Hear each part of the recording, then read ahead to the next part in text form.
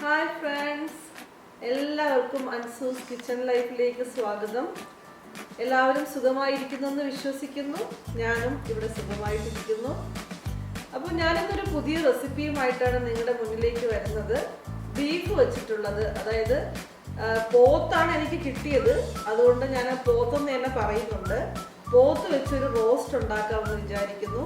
അപ്പോൾ ആ റെസിപ്പി എങ്ങനെയാണ് ഉണ്ടാക്കുന്നതെന്ന് ഞാൻ നിങ്ങളുടെ മുന്നിൽ ഷെയർ ചെയ്യുന്നതായിരിക്കും. എല്ലാവരും എൻ്റെ വീഡിയോ കണ്ട് ലൈക്ക് ചെയ്യാനും സബ്സ്ക്രൈബ് ചെയ്യാനും പിന്നെ ഷെയർ ചെയ്യാനും മടിക്കരുത്.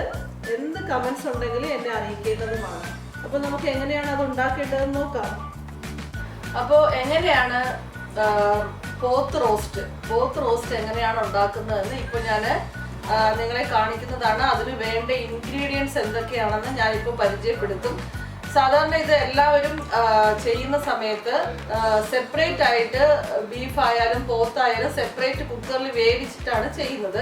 പക്ഷെ ഞാൻ എല്ലാം ഒരുമിച്ച് മസാല ഉണ്ടാക്കി എല്ലാം ഒരുമിച്ച്, അതായത് ബീഫും കൂടെ അതിൻ്റെ കൂടെ മസാലയുടെ കൂടെ ചേർത്തിട്ട് ഒറ്റ സ്റ്റെപ്പിനാണ് ചെയ്യുന്നത്. അപ്പോൾ അതെങ്ങനെയാണെന്ന് നമുക്ക് നോക്കാം. ഇതിൻ്റെ ഇൻഗ്രീഡിയൻസ് എന്താണെന്ന്. പോത്ത് റോസ്റ്റ് ഉണ്ടാക്കാനുള്ള ഇൻഗ്രീഡിയൻസ് ആണ് ഞാൻ പരിചയപ്പെടുത്തുന്നത്. 1 കിലോ പോത്ത് കഴുകി വൃത്തിയാക്കി വെച്ചിട്ടുണ്ട്, 3 സവാള അരിഞ്ഞു വെച്ചിട്ടുണ്ട്, 2 ടൊമാറ്റോ, കുറച്ച് 1 ഇഞ്ച് 2 ഇഞ്ച് വലിപ്പമുള്ള ഇഞ്ചി, പിന്നെ 1 കുടം വെളുത്തുള്ളി. ഇത് വലിയ വെളുത്തുള്ളി ഇവിടത്തെ കിട്ടുന്നത് 1 കുടം എടുത്തിട്ടുണ്ട്. ഇതൊരു 6 പച്ചമുളക്, കരിവേപ്പില. ഇനി ബാക്കിയുള്ള മസാലകളെല്ലാം ഞാൻ ഉണ്ടാക്കുന്ന സമയത്ത് കാണിച്ചു തരുന്നതായിരിക്കും. അപ്പോൾ നമുക്ക് സ്റ്റൗ ഓൺ ചെയ്ത്, ഞാനിത് കുക്കറിലാണ് ഉണ്ടാക്കുന്നത്. സ്റ്റൗ ഓൺ ചെയ്ത് ഒരു മീഡിയം ഫ്ലെയിമിൽ കുക്കർ വെച്ച ശേഷം ചൂടാകുമ്പോഴേക്കും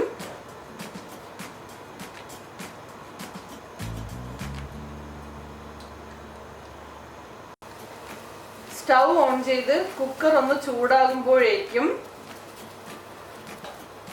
ഒരു 2 ടേബിൾ സ്പൂൺ വെളിച്ചെണ്ണ, ഞാനിവിടെ വെളിച്ചെണ്ണയാണ് ഉണ്ടാക്കാൻ ഉപയോഗിക്കുന്നത്. 2 ടേബിൾ സ്പൂൺ വെളിച്ചെണ്ണ ഒഴിച്ച ശേഷം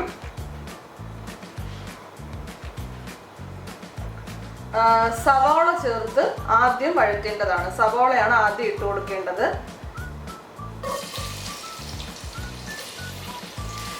ഇതുപോലെ ചെറിയ കനം കുറച്ച് നീളത്തിന് അരിഞ്ഞ സവാളയാണ്. കുറച്ച് നന്നായിട്ട് നമുക്ക് അത് അപ്പം പെട്ടെന്ന് വെന്ത് കിട്ടും അങ്ങനെ ചെയ്താൽ. സവോള ചേർത്ത് നന്നായിട്ട് ഉള്ളി വഴറ്റുക. അതിലേക്ക് കുറച്ച് ഉപ്പ്, ഇപ്പോഴാവശ്യത്തിനുള്ള ഉപ്പ് ചേർക്കുക, ഉള്ളി ഒന്ന് വഴന്ന് കിട്ടാൻ വേണ്ടിയിട്ട്.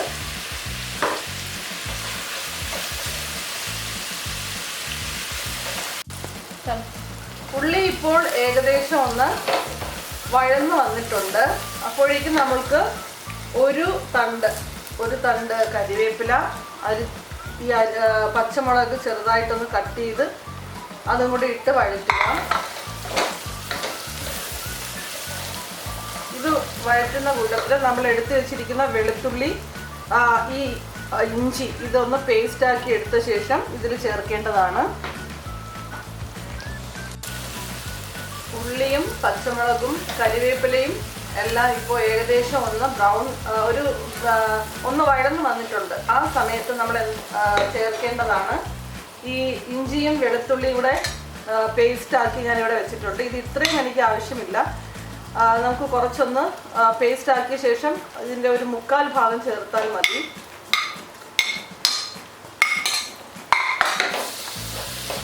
എന്നിട്ട് നന്നായിട്ട് പച്ചമണം മാറുന്നത് വരെ വഴറ്റി കൊടുക്കുക.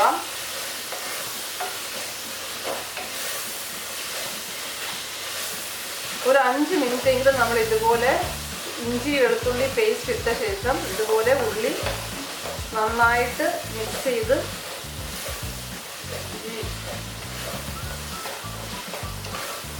ഇളക്കിയെടുക്കേണ്ടതാണ്.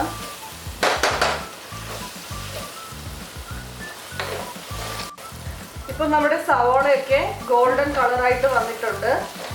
ഇഞ്ചി വെളുത്തുള്ളി പേസ്റ്റൊക്കെ നന്നായിട്ട് മൂത്ത സ്മെല്ല് വരുന്നുണ്ട്. ഈ സമയത്ത് വേണം നമ്മൾ ടൊമാറ്റോ ചേർക്കേണ്ടത്.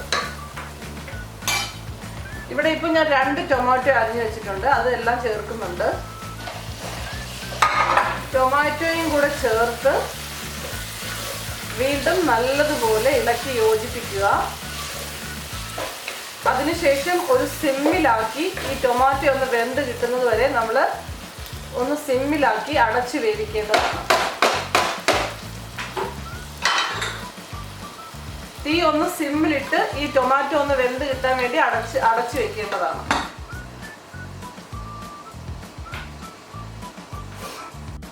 നമുക്ക് ടൊമാറ്റോ വെന്തിട്ടുണ്ടോ എന്നൊന്ന് തുറന്ന് നോക്കാം. ടൊമാറ്റോ ഇവിടെ നന്നായിട്ട് വെന്തിട്ടുണ്ട്. ഞാൻ ഉള്ളി വഴറ്റിയ സമയത്ത് 2 ടേബിൾ സ്പൂൺ ഓയിലാണ് പറഞ്ഞത്. ഞാൻ ഒരു 1/2 ടേബിൾ സ്പൂൺ ഓയിലും കൂടെ അപ്പോൾ ചേർത്ത് കൊടുത്തിട്ടുണ്ടായിരുന്നു. ഉള്ളി വഴകാൻ 1/2 ടേബിൾ സ്പൂൺ ഓയിലിൻ്റെ ആവശ്യമുണ്ടായിരുന്നു. അപ്പോൾ ഞാൻ 1/2 ടേബിൾ സ്പൂൺ ഓയിലും കൂടെ ചേർത്ത് കൊടുത്തു. അപ്പോൾ നിങ്ങൾ ആദ്യം ചെയ്യേണ്ടതെന്ന് വെച്ച് കഴിഞ്ഞാൽ ഓയിൽ ഒഴിക്കുന്ന സമയത്ത് 2.5 ടേബിൾ സ്പൂൺ ഓയിൽ ഒഴിച്ച് ഈ ഉള്ളി ഇട്ട് വഴറ്റേണ്ടതാണ്. ഇപ്പോൾ നമ്മുടെ ടൊമാറ്റോയും ഉള്ളിയും എല്ലാം നന്നായിട്ട് വെന്ത് കിട്ടിയിട്ടുണ്ട്. ഇനി നമുക്ക് 1 by 1 ഓരോ മസാലപ്പൊടികളും ചേർക്കാം. അപ്പോഴും തീ സിമ്മിൽ തന്നെ ഇട്ടിരുന്നാൽ മതി.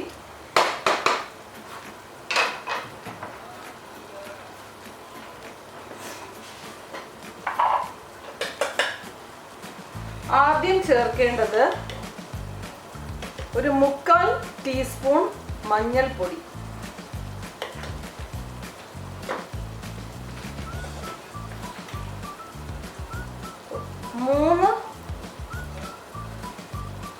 3 ടീസ്പൂൺ മല്ലിപ്പൊടി,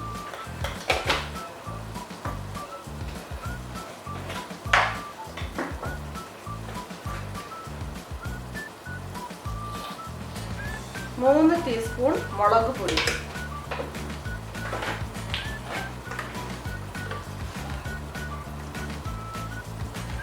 1/2 ടീസ്പൂൺ കുരുമുളക് പൊടി,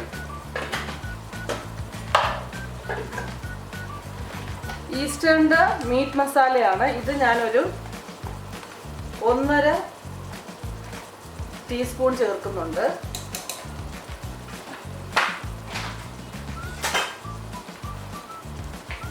അതിൻ്റെ കൂടെ ഒരു കാൽ ടീസ്പൂൺ പെരുംജീരകം പൊടിച്ചത്.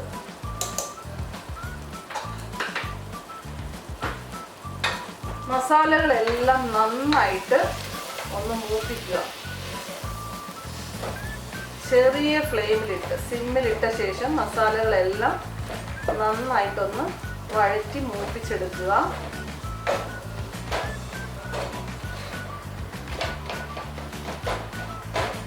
ഇപ്പൊ തന്നെ നല്ലൊരു മണം വരുന്നുണ്ട്. മസാലകളൊക്കെ വഴന്ന് കിട്ടുന്ന മണം നമുക്കത് അറിയാൻ പറ്റും. പച്ച മസാലയുടെ മണവും മൂത്ത് കിട്ടുമ്പോഴുള്ള മണവും തമ്മിൽ നമുക്ക് ഡിഫറൻസ് മനസ്സിലാക്കാൻ പറ്റും.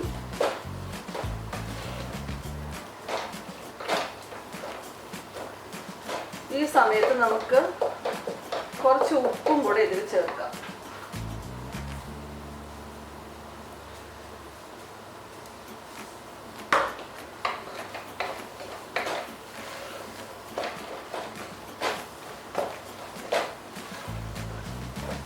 നല്ലതുപോലെ ഇളക്കി യോജിപ്പിച്ച് ഈ മസാല മൂക്കുമ്പോഴാണ് നമ്മുടെ ഇറച്ചിക്കൊക്കെ നന്നായിട്ടൊരു ഫ്ലേവർ കിട്ടുന്നത്. ഈ മസാല മൂത്തില്ലെങ്കിൽ ആ ഫ്ലേവർ നമുക്ക് ശരിക്കും കിട്ടത്തില്ല.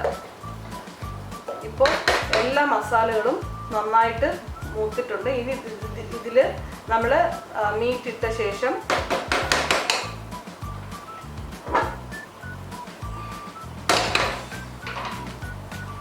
മീറ്റ് ഇടുകയാണ്.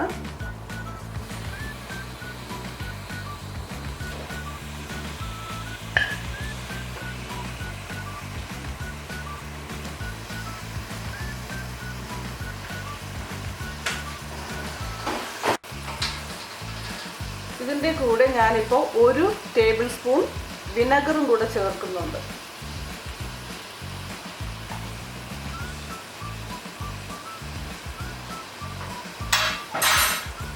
എല്ലാം കൂടെ നന്നായിട്ട് യോജിപ്പിക്കേണ്ടതാണ്. ഇറച്ചിക്കകത്തൊക്കെ ഈ മസാലകൾ നന്നായിട്ട് പുരണ്ട് കിട്ടേണ്ടതാണ്.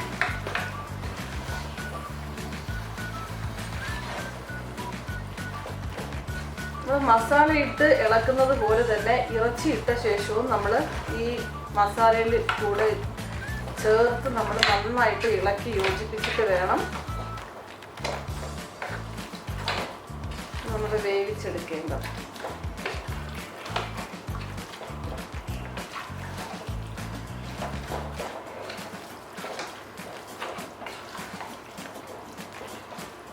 ഉപ്പ് നമ്മളിപ്പോൾ ആവശ്യത്തിന് ചേർത്തിട്ടുണ്ട്. ഇനി അവസാനം വെന്ത ശേഷം ഉപ്പൊന്ന് ചെക്ക് ചെയ്ത ശേഷം നമുക്ക് വേണമെങ്കിൽ ഉപ്പ് ചേർക്കാവുന്നതാണ്. ഇനി ഒരു 1/2 ഗ്ലാസ് ചെറു ചൂടുവെള്ളം ഒഴിച്ച് ഒരു 5-6 വിസിൽ വരെ നമുക്ക് ഇത് വിസിലിട്ട് വേവിച്ചെടുക്കേണ്ടതാണ്. ചെറു ചൂടുവെള്ളം ഒരു 1/2 കപ്പ് ഇപ്പോൾ ഒഴിക്കാൻ പോകുന്നു.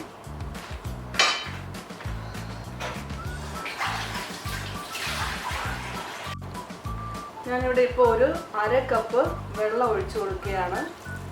ഓൾറെഡി ബീഫിൽ നിന്ന് വെള്ളം ഇറങ്ങുന്നതാണ്, എങ്കിലും ഒരു 1/2 കപ്പ് വെള്ളം കൂടെ ചേർത്ത് നമ്മൾ വേവിക്കേണ്ടതാണ്. അപ്പോൾ അടിയിൽ പിടിക്കത്തില്ല.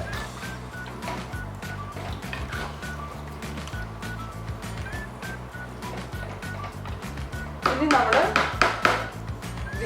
പിന്നെ വിസിലിട്ട്, അതായത് സോറി മാറ്റി നടക്ക് വിസിലെന്നല്ലേ പറയുന്നതിന്. ഇനി നമ്മൾ കുക്കറിന്റെ അടപ്പ് വെച്ച് അടച്ച ശേഷം ഒരു 6 മുതൽ 7 വരെ വിസില് വന്ന ശേഷം ഓഫ് ചെയ്യുക. കുക്കറിന്റെ അടപ്പ് വെച്ച് അടച്ച ശേഷം 6 മുതൽ 7 വിസിൽ വരെ വന്ന ശേഷം നമ്മളിത് തീ ഓഫ് ചെയ്യേണ്ടതാണ്. ഇപ്പോൾ കുക്കറിൽ 7 മുതൽ, ഞാൻ 6 മുതൽ 7 വരെ എന്ന് പറഞ്ഞു, ഞാൻ ഒരു 2 വിസിലും കൂടെ എക്സ്ട്രാ ഇടിയിച്ചിട്ടുണ്ട്. അതിനുശേഷം ഞാനിപ്പോൾ ഓപ്പൺ ചെയ്യാൻ പോകുന്നത്, സ്റ്റീം പോയ ശേഷം ഞാൻ ഓപ്പൺ ചെയ്യാൻ പോവുകയാണ്. എങ്ങനെയാണ് വെന്തിരിക്കുന്നതെന്ന് നോക്കാം.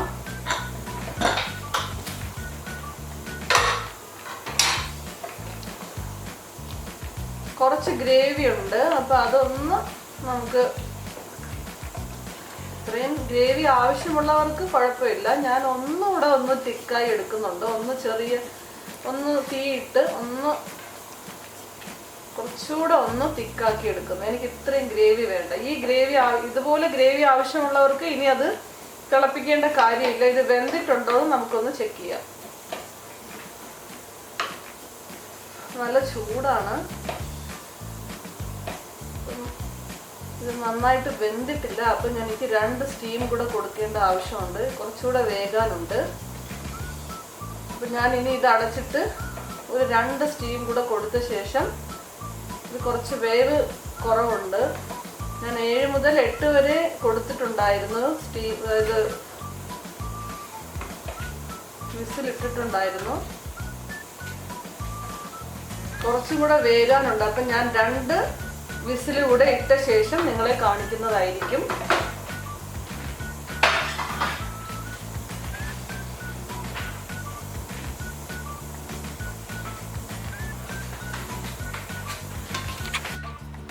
നമുക്കിപ്പോ നമ്മുടെ പോത്തിറച്ചി റെഡി ആയിട്ടുണ്ടോ എന്ന് നോക്കാം. ഞാൻ 6 മുതൽ 7 വരെ എന്ന് ആദ്യം പറഞ്ഞു. ഇപ്പൊ ഞാനൊരു 12 വിസിൽ ഇതിന് ഇട്ടിട്ടുണ്ട്. കാരണം ഇത് കുറച്ച് വേവുള്ള ഇറച്ചിയായിരുന്നു. ഓരോരുത്തരും അവർ വാങ്ങുന്ന ഇറച്ചിയുടെ വേവ് എന്താണെന്ന് മനസ്സിലാക്കി നമ്മൾ വിസിലിടേണ്ടതാണ്. ഇപ്പോൾ ഞാൻ സാധാരണ ബീഫൊക്കെ ഉണ്ടാക്കുമ്പോൾ 6 മുതൽ 7 വരെ വിസിൽ എനിക്ക് മതിയാകും. പക്ഷെ ഇത് കുറച്ച് വേവ് കൂടുതലുള്ളത് കൊണ്ട് ഒരു 12 വിസിലിട്ട ശേഷം ഞാനത് തീ ഓഫ് ചെയ്ത് വെച്ച് തണുത്ത ശേഷം മാത്രമാണ് ഞാൻ ഇത് ഓപ്പൺ ചെയ്യുന്നത്. അപ്പം നമുക്ക് നോക്കാം ഇത് എന്തായെന്നുള്ളത്.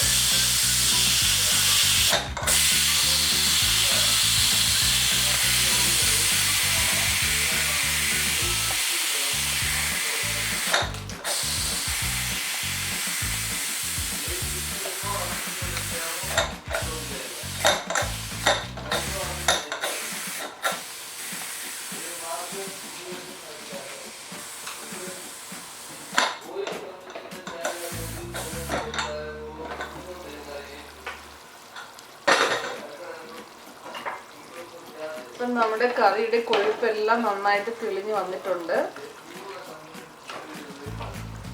ഇപ്പൊ നന്നായിട്ട് വെന്തിട്ടുണ്ട് കേട്ടോ. ഇപ്പം ബീഫ് നന്നായിട്ട് വെന്തിട്ടുണ്ട്. എനിക്ക് എപ്പോഴും ബീഫ് എന്നാണ് വരുന്നത്, കാരണം ഞാൻ ഇത് എപ്പോഴും ഈ പോത്ത് ഇറച്ചി ഞാൻ അങ്ങനെ സാധാരണ വാങ്ങാറില്ല.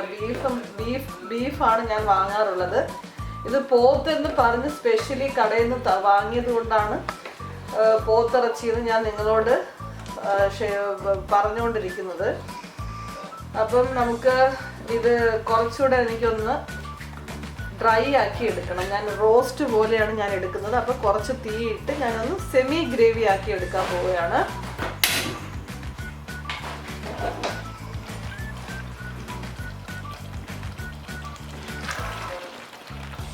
ഇത്രയും ഗ്രേവി ആവശ്യമുള്ളവർക്ക് വേണമെങ്കിൽ ഇതേ ഗ്രേവിയോട് കൂടി എടുക്കാം.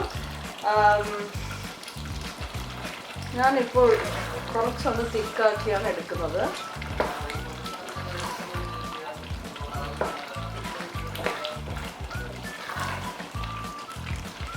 ഫ്ലെയിം കൂട്ടി വെച്ച് നമുക്കൊന്ന് അതിൻ്റെ ഗ്രേവി ഒന്ന് കുറച്ചെടുക്കാം, വറ്റിച്ചെടുക്കാം.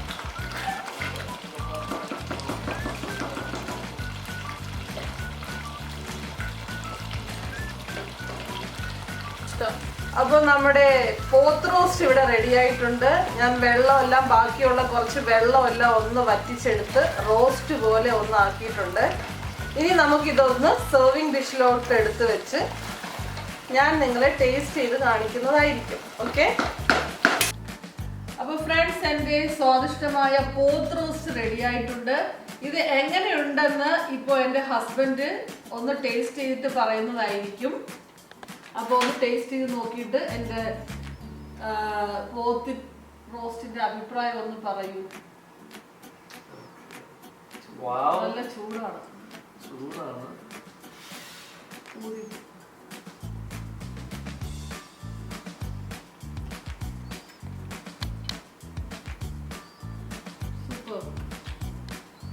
അടിപൊളിയായിട്ടുണ്ട്. നല്ല ഒരു പോത്ത്, ഒരു നാട്ടിൽ നിന്ന് കിട്ടിയ ടേസ്റ്റ് ഉണ്ട്. Very good. ഓക്കെ, അപ്പോൾ ഫ്രണ്ട്സ്, എല്ലാവരും ഫീഡ്ബാക്ക്, എൻ്റെ വീട്ടിലുള്ളവരുടെ ഫീഡ്ബാക്ക് കണ്ടല്ലോ.